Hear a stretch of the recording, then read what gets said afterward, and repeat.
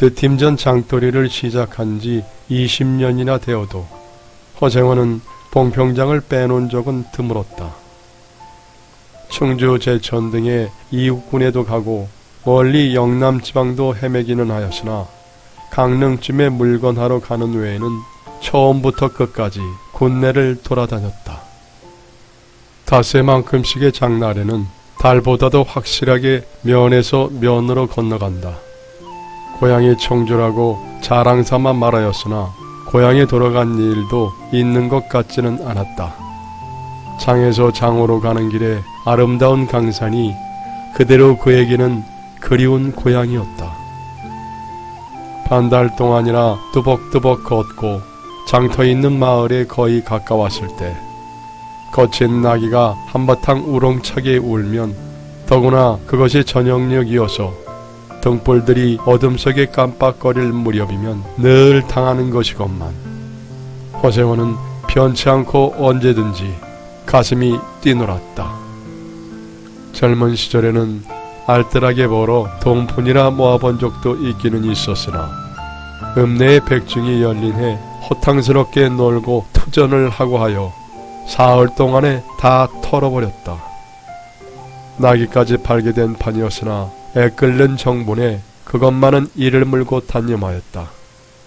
결국 도로아미 타블로 장도리를 다시 시작할 수밖에 없었다. 짐승을 데리고 읍내를 도망해 나왔을 때에는 너를 팔지 않기에 다행이었다고 길가에 울면서 짐승의 등을 어루만졌던 것이다.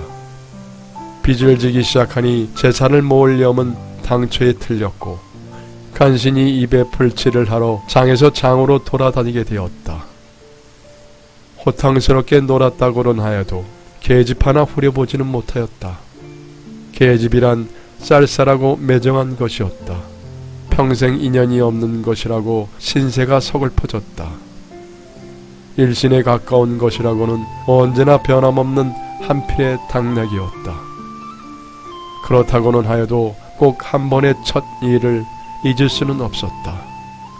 뒤에도 처음에도 없는 단 한 번의 괴이한 인연. 봉평에 다니기 시작한 젊은 시절의 일이었으나 그것을 생각할 적만은 그도 산 보람을 느꼈다. 달밤이었으나 어떻게 해서 그렇게 됐는지 지금 생각해도 도무지 알 수가 없어. 허생원은 오늘 밤도 또 그 이야기를 끄집어내려는 것이다. 조선달은 친구가 된 일에 귀에 못이 박히도록 들어왔다. 그렇다고 실증을 낼 수도 없었으나 허생원은 시치미를 떼고 되풀이할 때로는 되풀이하고야 말았다. 달밤에는 그런 이야기가 격에 맞거든. 조선달 편을 바라는 보았으나 물론 미안해서가 아니라 달빛에 감동하여서였다. 이지러는 졌으나 보름을 갓 지난 달은 부드러운 빛을 흐뭇이 흘리고 있다. 대화까지는 80리의 밤길.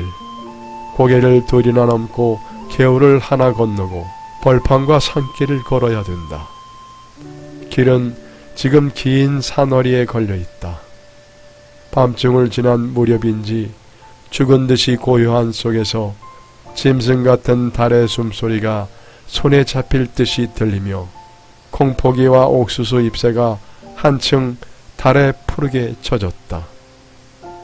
산허리는 온통 메밀밭이어서 피기 시작한 꽃이 소금을 뿌린 듯이 흐뭇한 달빛에 숨이 막힐 지경이다. 붉은 대공이 향기같이 애잔하고 나귀들의 걸음도 시원하다.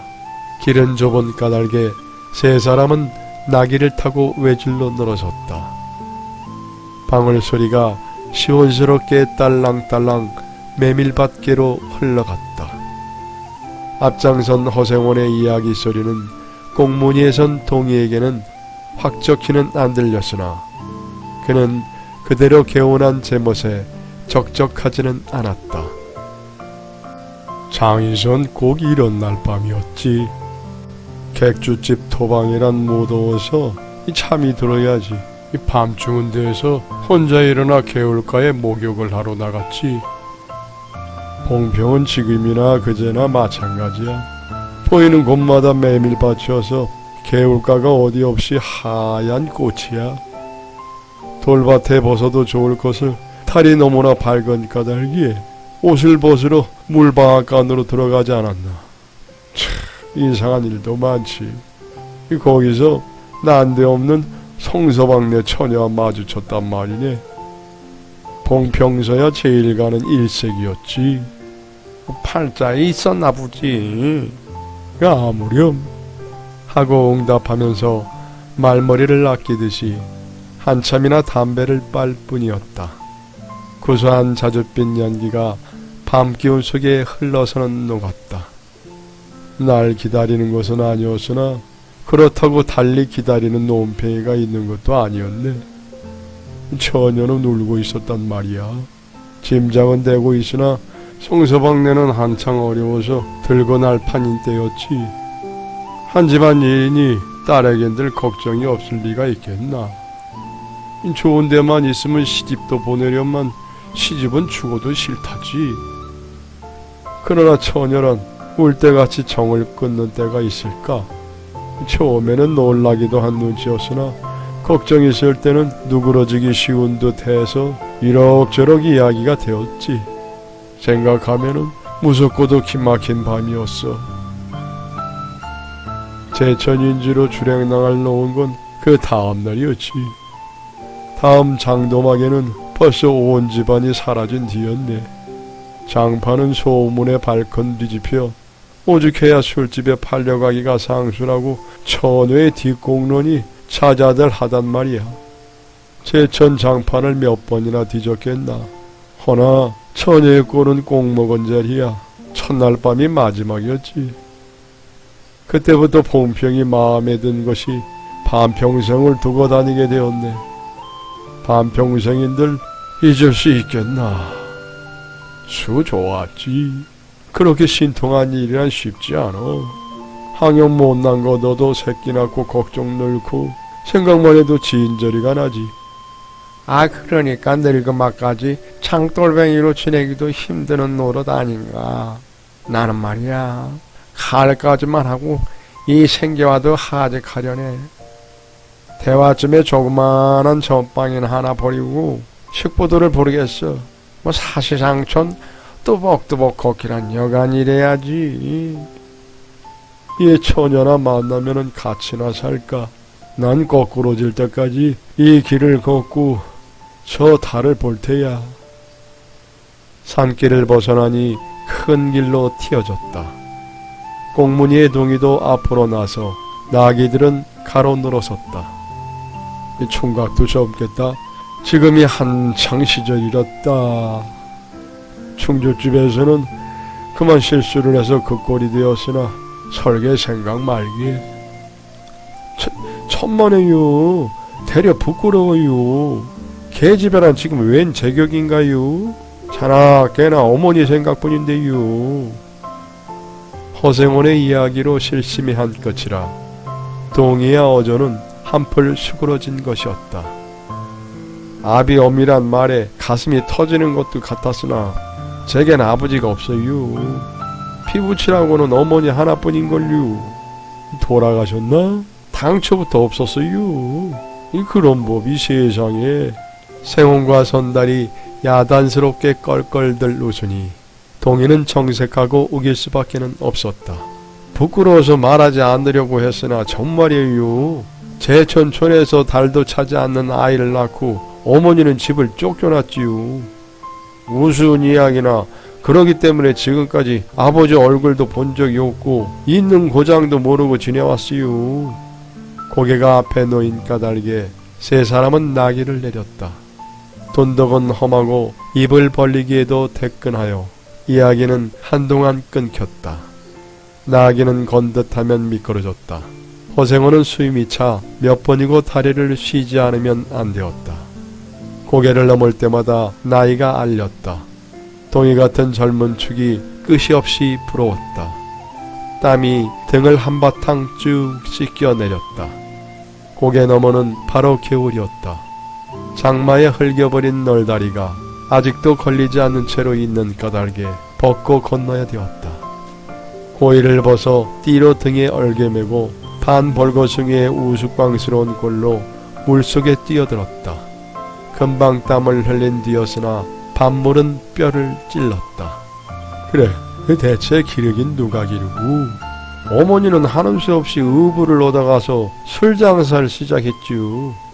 술이 고줄해서 의부라고 전 망난이에요. 철들어서부터 맞기 시작한 것이 하른들 편한 날이 있었을까요? 어머니는 말리다가 채이고 맞고 칼부림을 당하고 하니 집골이 무엇이 되겠어요? 에휴, 8살 때부터 집을 뛰쳐나서부터 이 짓이지요. 총각낯설은 통이 묻어나다고 생각했더니 듣고 보니 딱한 신세로군. 물은 깊어 허리까지 찼다. 속물살도 어지간히 센 데다가 발에 채이는 돌멩이도 미끄러워 금시에 홀칠 듯하였다. 나귀와 조선단은 재빨리 거의 건넜으나 동이는 허생원을 보더니라고 두 사람은 훨씬 떨어졌다. 모친의 친정은 원래부터 제천이었던가? 웬걸요? 시원스리 말은 안 해주나 봉평이라는 것만은 들었지요. 봉평? 아, 그래, 그 아비성은 무엇이고? 알 수가 있나요? 도무지 듣지를 못했으니까요. 그렇겠지. 하고 중얼거리며 흐려지는 눈을 까물까물 하다가 허생원은 경마하게도 팔을 빗디졌다. 앞으로 꼬꾸라지기가 바쁘게 몸체 펑덩 빠져버렸다. 허우적거릴수록 몸을 걷잡을 수 없어 동이가 소리를 치며 가까이 왔을 때에는 벌써 퍽이나 흘렀었다. 옷에 쫄딱 젖으니 물에 젖은 개보다 참혹한 꼴이었다. 동이는 물속에서 어른을 해갑게 업을 수 있었다. 젖었다고는 하여도 여인 몸이나 장정 등에는 오히려 가벼웠다. 에휴, 이렇게까지 해서 안 됐네. 내 오늘은 정신이 빠진 모양이야. 염려하실 거 없어요. 그래, 그 모친아비를 찾지는 않는 눈치지. 늘 한 번은 만나고 싶다고는 하는데요. 지금 어디 계신가? 의부와도 갈라져서 제천에 있지요. 가을에는 본평에 모셔오려고 생각 중인데 이를 물고 벌면은 그럭저럭 살아갈 수 있겠지요. 야, 무려 기특한 생각이야. 가을이랬다. 동이의 탐탁한 등허리가 뼈에 사무쳐 따뜻하다. 물을 다 건넜을 때에는 도리어 서글픈 생각에 좀 더 엎였으면서도 하였다. 진정일 실수만 하니 웬일이야, 생원. 조선단은 바라보며 기어코 웃음이 터졌다. 나기야, 나기 생각하다 실족을 했어. 말 안 했던가? 저 꼴에 제법 새끼를 얻었단 말이지. 내 강눈집 피마에게 말이세. 귀를 쫑긋 세우고 이 딸랑딸랑 뛰는 것이 나기 새끼같이 귀여운 것이 있을까? 그것을 보러 나는 일부러 읍내를 도는 때가 있다네. 사람을 물에 빠져올 땐 나는 대단한 나기 새끼군. 허생원은 젖은 옷을 웬만큼 짜서 입었다. 이가 덜덜 갈리고 가슴이 떨리며 몹시 추웠으나 마음은 알 수 없이 둥실둥실 가벼웠다. 주말까지 부지런히들 가셔라. 뜰에 불을 피우고 호흡시 쉬어. 나귀에는 더운 물을 끓여주고 내일 대화장 보고는 제천이다. 생원도 제천으로 오래간만에 가보고 싶어. 동행하려나, 동이? 나귀가 걷기 시작했을 때 동이의 채찍은 왼손에 있었다. 오랫동안 아독신같이 눈이 어둡던 허생원도 요번만은 동이의 왼손잡이가 눈에 띄지 않을 수 없었다. 걸음도 해갑고 방울소리가 밤벌레에 한층 청청하게 울렸다. 달이 어지간히 기울어졌다.